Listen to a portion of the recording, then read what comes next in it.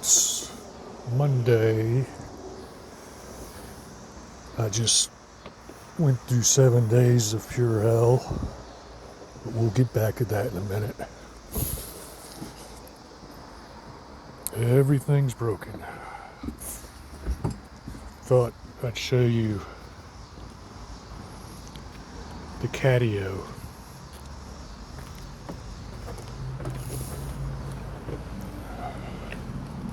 Broken.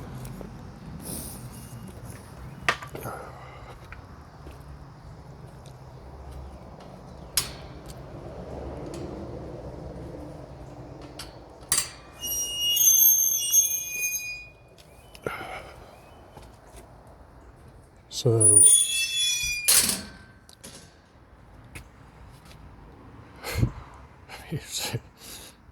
Sarah and Angela have made a nice little a catio, little shelves for the cats, all the plants, the neon light.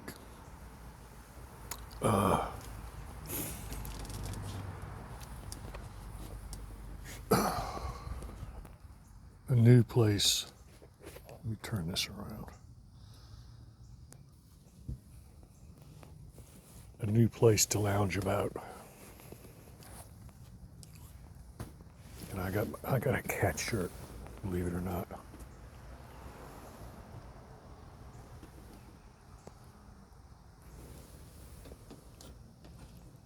But another little interesting story kind of set this domino effect off. Last week,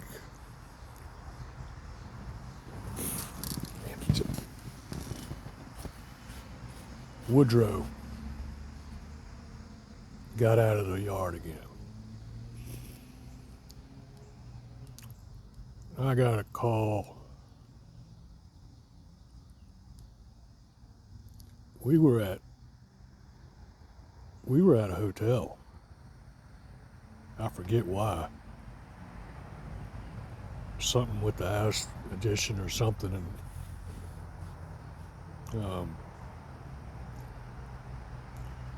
so I get a call, and this girl says, "Hey, is this Kevin Baker?" And I said, "Yeah." And she says, "Well, I've got your dog." And I said, "Oh God." I said, "You know, she says, he's a real sweetie. Um, can you get him?" And I was like, "Well, yeah, but I'm at a hotel. I'm going to be, by the time I get my faculties together and drive over there, it'll be 15 minutes or so." She was like, "Well, where do you live?"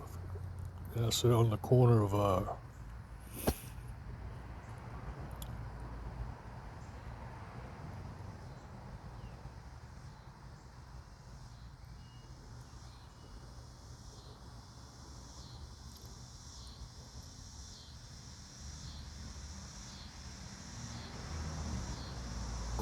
corner of Larkspur and Beaver Road." I said, "I got the, it's the house with the spiral staircase treehouse." She was all happy. "I know exactly where you are. I drive by there every day. I love your treehouse. I can take him by and put him back in the yard if you like." I said, "I'd really appreciate that."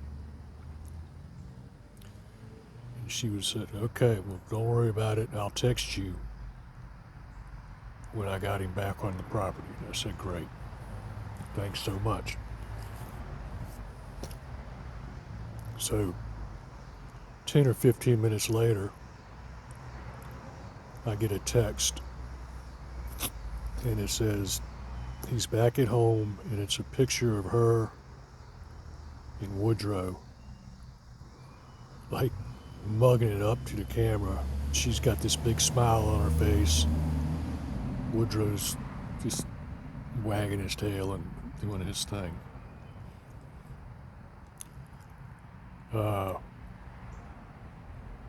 So we get home a couple hours later. Woodrow and Trixie are up in the treehouse. And he's had congestive heart failure, and he's really working it hard to breathe. And we tried to calm him down.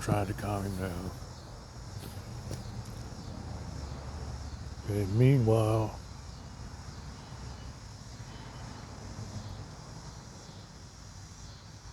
the girl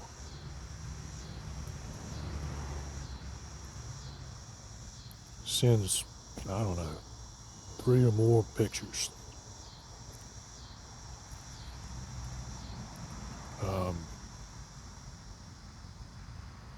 Of Woodrow,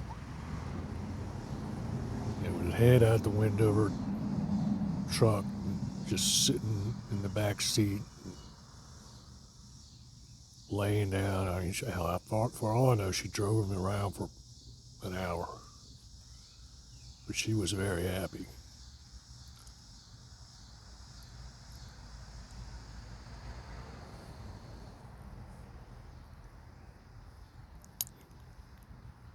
The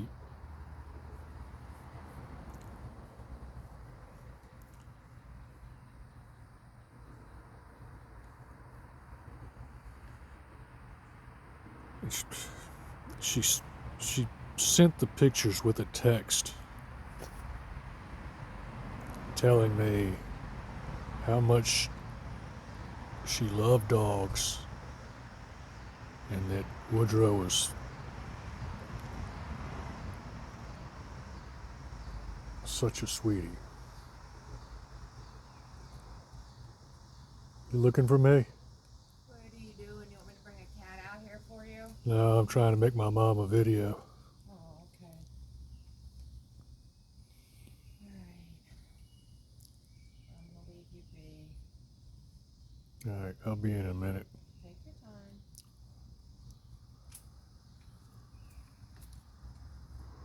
time. Talking about how much she loved the dog, such a sweetie, and that it was such a great gift for her to have the opportunity to catch him and spend time with him, because she had just gotten word that her mother had a very dire cancer diagnosis.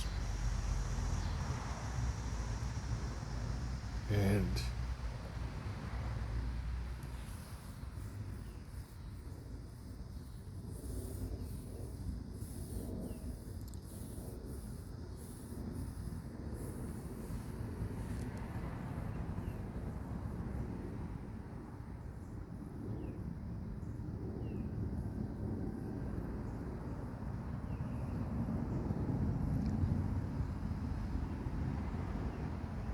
that dog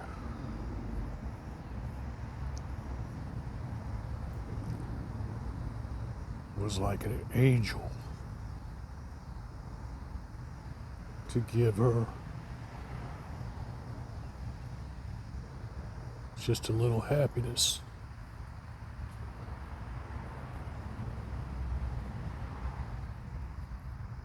On a very sad day.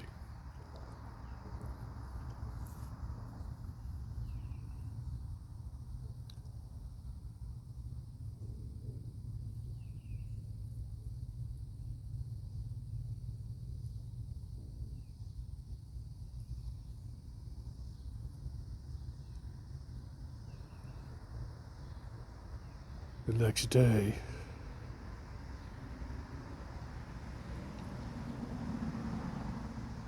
Woodrow was laboring.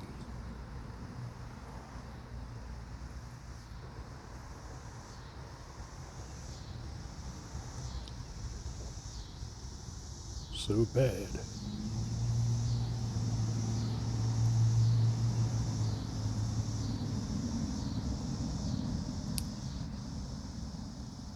That I had to have him put down.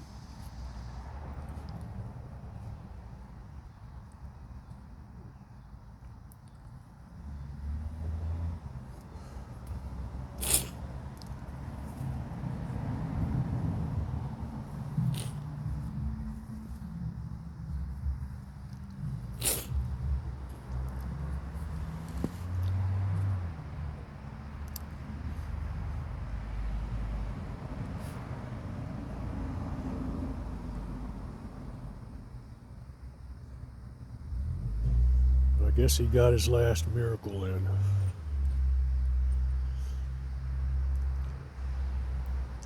Seems like every time my dogs get out of the fence, which I'm down to one,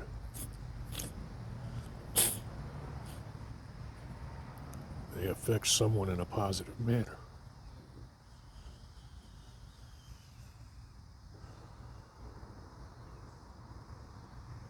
But that had been weighing on me. And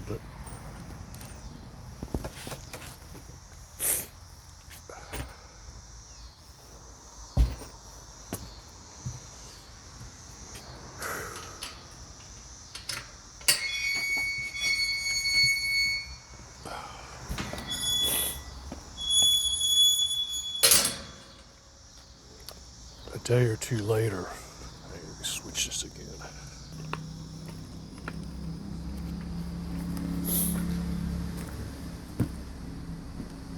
Broke.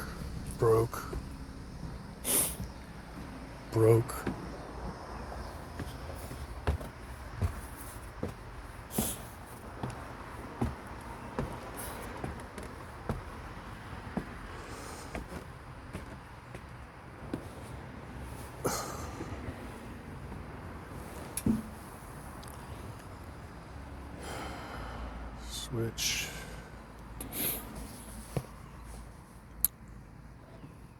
A day or two later, damn it,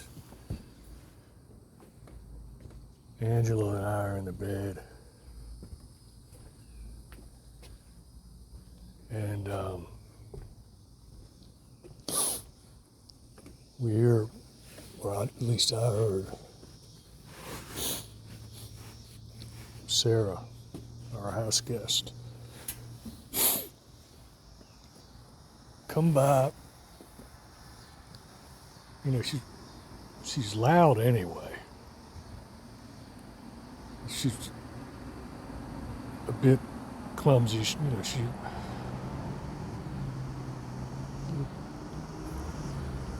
anyway, she gets up at 8:30 basically, and she's usually feeding the dogs and feeding the cats, and so she comes by and she's, you know, basically yelling. I couldn't tell that it was in an angry way, but she goes outside and I can hear her outside yelling. And then Sayer, he comes in and wakes us up and says, I don't know if you know it, but Sarah is outside and she is not happy. She's yelling and screaming and crying. So Angela and I both get up and we run outside, and sure as shit, she's crying and losing her shit. And apparently her siblings had, without her notice again, the estate people come to the house and were marking everything for an auction. And one of Sarah's supposed friends, who was kind of handling the auction called her and said she had to come get her stuff because the auction people were marking her belongings. She couldn't understand why no one told her it was happening. Angela's like, this is ridiculous. Screw this. Get in the car. Told me to stay with Sayer, and they're going to go get her shit. So I did. And there's a whole lot more to that story, but I just got to thinking about everything that friends and family had been doing to that girl. And I got to thinking about the dog. And I just started losing it. And I guess it was about 9:30. And I made myself a drink. I was just trying to calm down.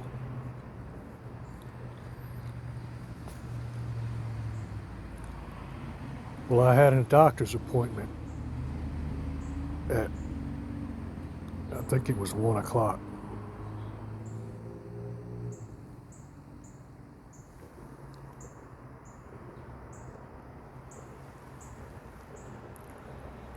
So Angela and I go to the doctor's appointment, and he's supposed to give me the results of my yearly checkup. And I'm just losing it. And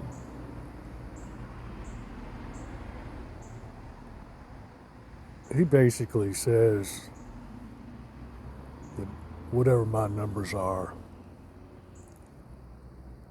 off the chart. And I'm within, he said, a month to 6 weeks of death.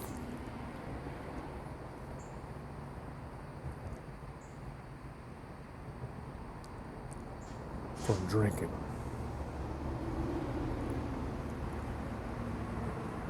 He tells Angela,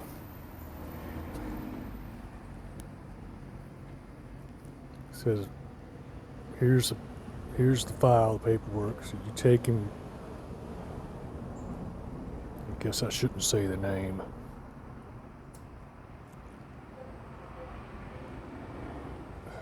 Fuck.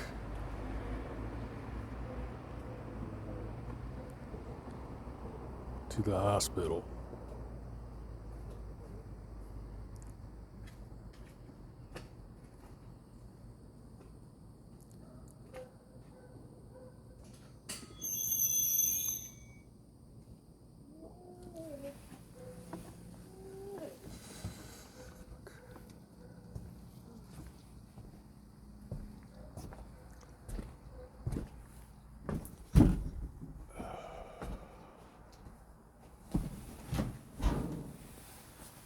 So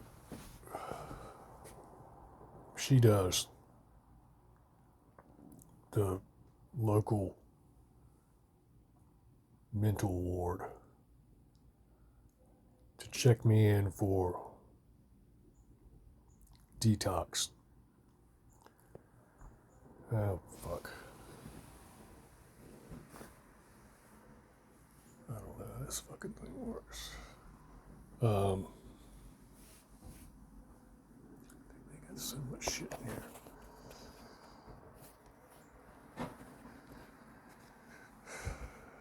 We sat in that waiting room for 10 hours. All three of us. Losing our shit. Come on, light.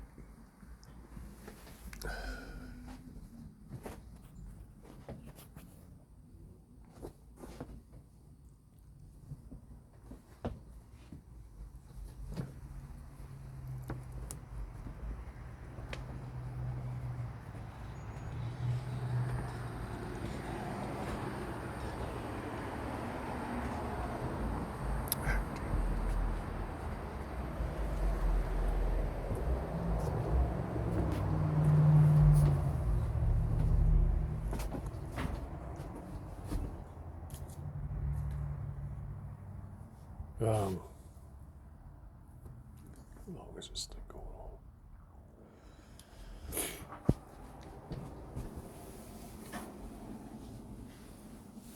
Finally get me in there. And they start drugging me up, and I'm like, I'm not detoxing. I don't need all these drugs. Of course, they won't listen. And it's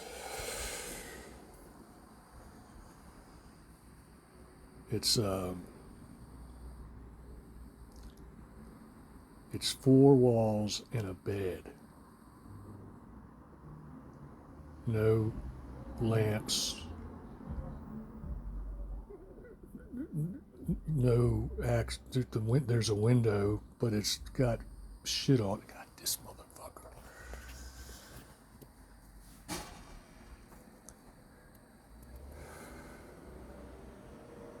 Um,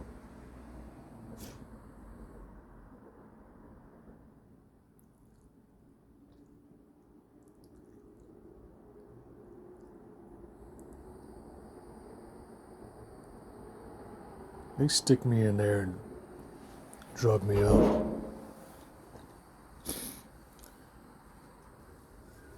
And I'm there for like 2 days, and I'm just like, this is not me. I got no sunlight, no air. I don't have a pencil. I can't write. Every 15 minutes, and I mean every 15 minutes on the dot, somebody comes by unannounced and slams your door open to see if you're okay, and then they slam it shut. It's constant noise. So I call Angela and I was like, "You've got to get me out of here. This is not me. I'm not. I don't need to be here. I'm not detoxing. Just got to get out."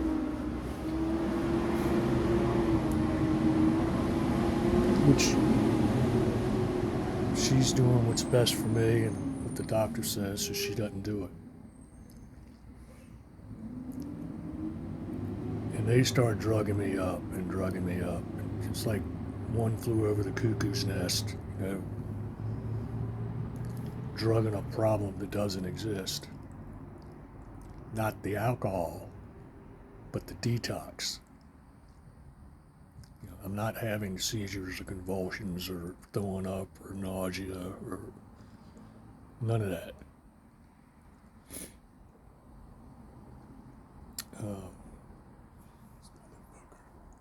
Understand what that light is for. I stayed in there for 7 days. I never left my room. I mean, I'd leave to go ask for something to help me sleep. You can't sleep. Somebody every 15 minutes. But four walls, a bed, half a window, no entertainment, no TV, no nothing. Like it drove me crazy. But I got out today by an act of Congress because they were immediately supposed to ship me off for 30 days of rehab. I was like, I have got to go home and see my wife and kids, just get some air and sunlight on me. Somehow Angela made that happen, so kudos to her. But I'm getting ready to go down now and research this facility because the guy called me today, said that they're a very intense rehab program. They meet 5 times a day in group sessions. And I'm like, dude, I am I'm not a super social guy, and 5 times a day doesn't seem like there's any free time. But it needs to be done.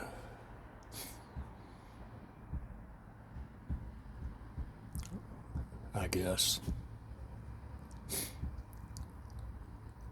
Angela wants me to do it. I think everybody wants me to do it. But they're not the ones having to do it. Which is my own fault. But so, assuming tomorrow I'll be starting 30 days of rehab.